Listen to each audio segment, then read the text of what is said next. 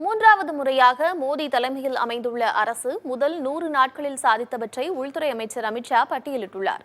அதே நேரம் மோடியின் தற்போதைய அரசு பலவீனமானது என்பதை புள்ளி விவரங்களுடன் விளக்கியிருக்கிறது காங்கிரஸ். नरेंद्र दामोदर दास मोदी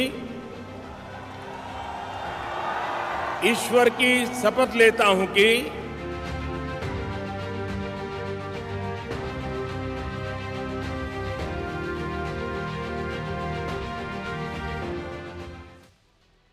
பிரதமர் மோடியின் பிறந்த நாளை ஒட்டி அவருக்கு குடியரசுத் தலைவர் திரௌபதி முர்மு, மக்களவை எதிர்க்கட்சித் தலைவர் ராகுல் காந்தி உள்ளிட்டோர் வாழ்த்துக்களை தெரிவித்தனர். இதைத் தொடர்ந்து மோடி அரசின் முதல் 100 நாள் சாதனைகளை பட்டியலிட்டுள்ளார் அமித்ஷா.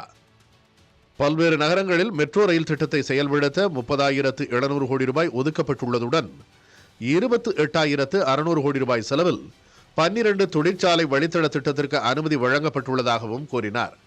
7 லட்சம் ரூபாய் வரை ஆண்டு வருமானம் பெறுபவர்களுக்கு வருமான வரி இல்லை என்ற நிலையை தங்கள் அரசு ஏற்படுத்தியுள்ளதாக குறிப்பிட்ட அமித்ஷா, அரசு ஊழியர்களுக்கு ஒருங்கிணைந்த ஊதிய திட்டத்தை அறிமுகப்படுத்தியுள்ளதாகவும் தெரிவித்தார்.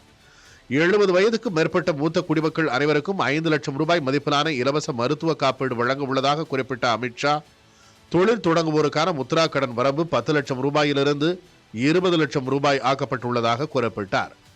தங்கத்தின் மீதான இறக்குமதி வரி குறைப்பு நடுத்தர மக்களுக்கு மகிழ்ச்சி தந்ததாக குறிப்பிட்டார். ஒரே நாடு ஒரே தேர்தல் திட்டம் மோடியின் 3ஆம் ஆட்சி காலத்திலேயே செயல்படுத்தப்படும் என்றும் அவர் தெரிவித்தார்.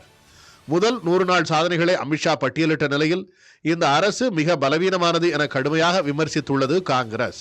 அரசு ஊழியர்களின் கடும் எதிர்ப்பால் ஓய்வூதிய திட்டத்தில் மாற்றம் கொண்டு வந்துள்ளது என குறிப்பிட்ட காங்கிரஸ் செய்தி தொடர்பாளர் சுப்ரியா ஸ்ரீநாத், மத்திய அரசின் இணைச் செயலாளர் பணிகளுக்கு நேரடி நியமனம் செய்யும் அறிவிப்பு ரத்து, வக்ஃப் மசோதா ஆய்வுக்கு அனுப்பப்பட்டது, சொத்து விற்பவர்களுக்கு வழங்கப்பட்ட சலுகையை ரத்து செய்யும் பட்ஜெட் அறிவிப்பு திரும்ப பெறப்பட்டது உள்ளிட்டவற்றையும் சுட்டிக்காட்டினார்.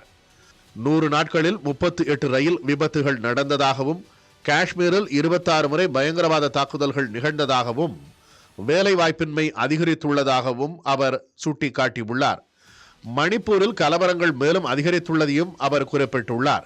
மேலும் நாடாளுமன்ற கட்டிடத்தில் மழைநீர் ஒழுகுவதிலிருந்து சிவாஜி சிலை உடைந்து விழுந்தது, அடல் பாலம் விரிசல் விட்டது வரை கட்டுமான திட்டங்களின் பலவீனங்களையும் அவர் சுட்டிக்காட்டினார்.